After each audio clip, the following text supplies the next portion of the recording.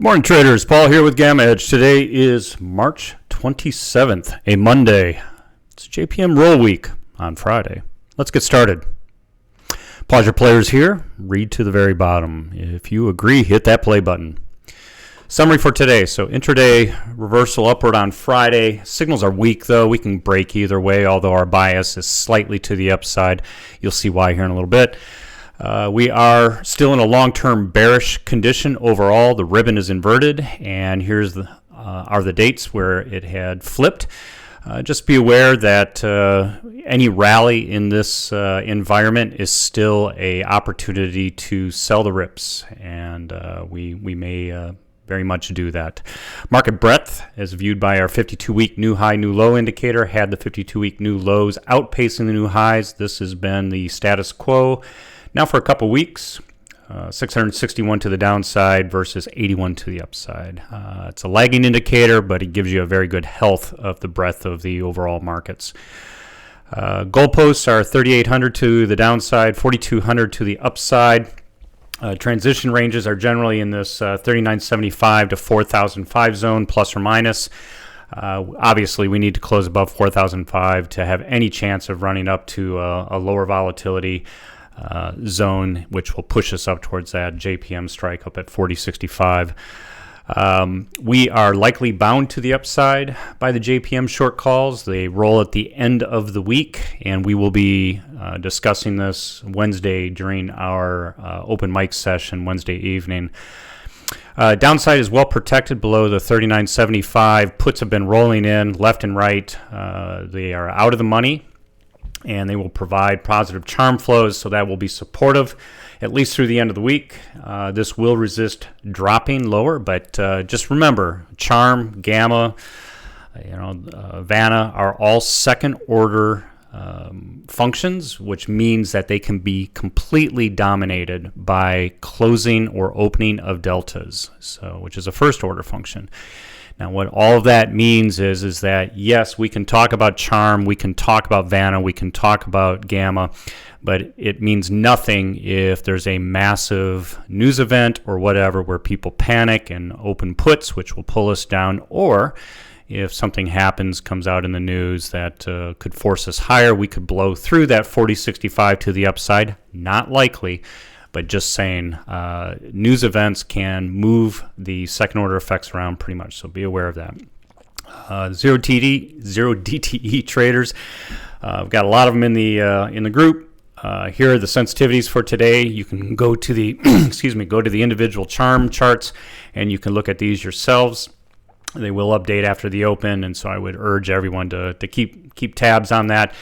If we start breaking above these levels, think about where we are before the open, and then as we move up, what is effectively out of the money now becomes in the money, and that could be very positive to charm flows if we move up. To the downside, if we lose any of these key levels on the left, everything will flip, and that'll be some pretty significant downward pressure. The overall market model via the cumulative tick, you can see this intraday reversal we have. I like these. These have tested well. I will note where even though these are downward parallel, we did have a failure to advance last week, and you can see we're going to probably try to make another run at this. Overall, the model has been choppy, and you get that. The fatter these become or wider these become and the more horizontal they become, it's trendless, and so just be aware of that. The short term, where we look at the close of the existing cumulative tick to the previous day, I've marked it here so you can see effectively how we read this. We've got 2 days which are pretty much a wash. I mean, mathematically, yes, they would test a slight green there, but you can see we went down. We could break down, we could break up. We have no idea which direction. This is not predictive. It just shows you effectively the momentum of where the market is on any one given day. Green circles indicate bullishness. Red X or red circles indicate bearishness, and you can see we had a crossing here which would have turned the signal off. It resumed here last Thursday. You can see we turned off midday, downward, and now we're potentially going to move up. We don't know, but just keep an eye on this, and we have an idea that potentially we could drive north. Taking a look at the TradeStation view for gamma levels, I've marked them here. We'll just keep tabs on what's happening here. So this is the ES looking forward and what the different levels are. Taking a look at the gamma levels across the board, key levels here. Not a lot of change going on here. So we've got those 4065s, which are the JPM strikes. You can see 3950 to the downside in the short-term SPX PM. And these are the PM settled instruments. Over here in the combo complex, rock solid, 4,000, 4,200, 3,800. Expected move is lower than it was on Friday. This is good. This is the direction we want to continue. Taking a look at the overall PM complex, this is the tradable complex. Up here we've got the 4065s, which are the JPM short calls. There's approximately 40,700 or so sitting up there. They will roll at the end of the week. We are out of the money of those babies. And what that basically means, dealers are going to be incentivized to have to, as these decay, to push us upward. They will have to buy, and that could give us some pinning effect as we go north. So just be aware of that underlying pressure for the week. We also have to the downside, though, the bearish views that we have out of the money puts that are sitting here. Still very dominant in a C where we should have in the money calls reigning supreme. You can see that with the green deltas here.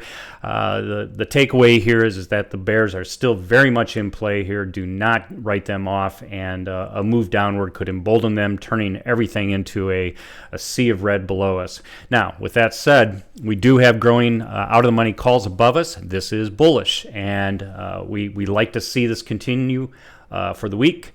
We'll just have to wait and see what happens. We'll note we are still in a put-dominated environment as far as the PM complex is settled or is showing, and just be aware of that. Note transition sitting right here. We closed right at the base of transition, so getting up to the top of that for the balance of week would be really good.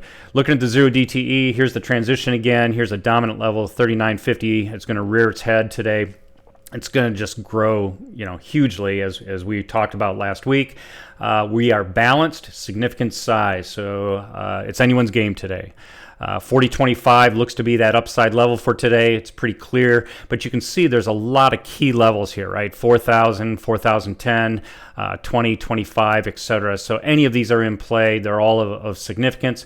Note with the balance of the expiry, we have both calls coming off and we have puts coming off, and that's going to be fairly significant to see where that lands. Looking at the 1 DTE, which is our view into tomorrow, again, balanced, very, very small. Don't torture the data to tell you a story you want to hear. That's one of the reasons that we have a fat transition.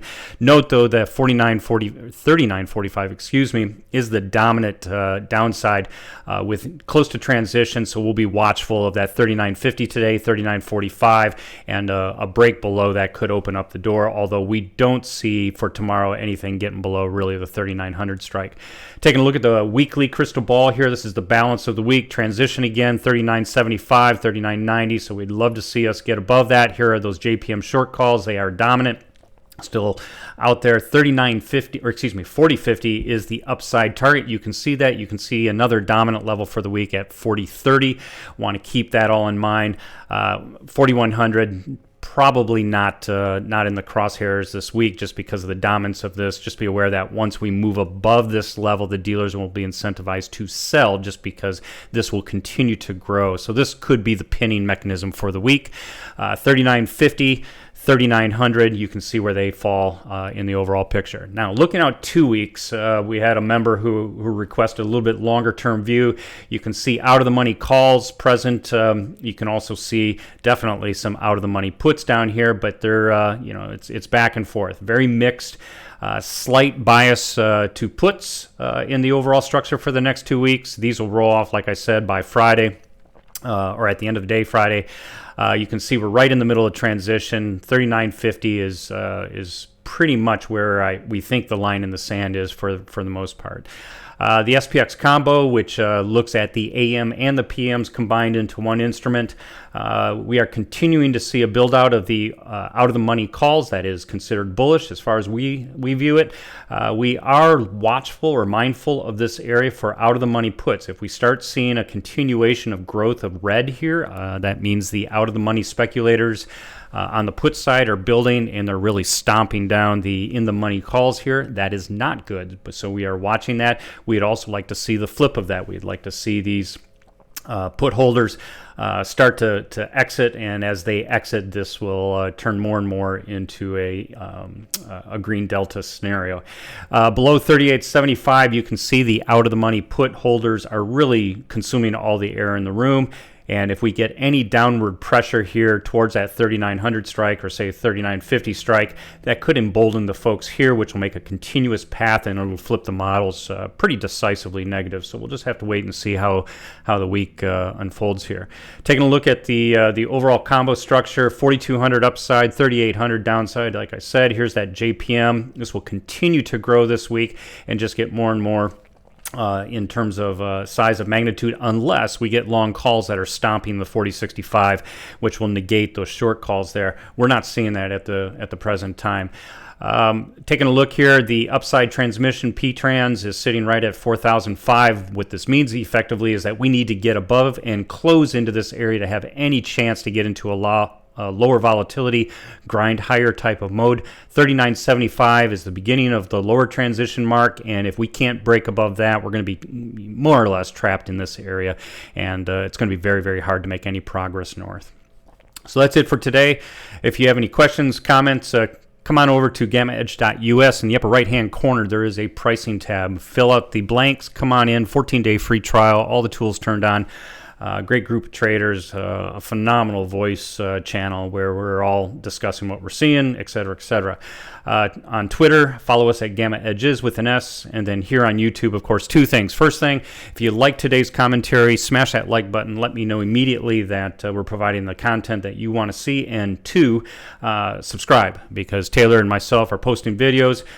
Mike's got a lot of educational videos that are internal for the group that are posted there also, and this will notify you next time something is posted. So with that, I bid you farewell. Make it a great week.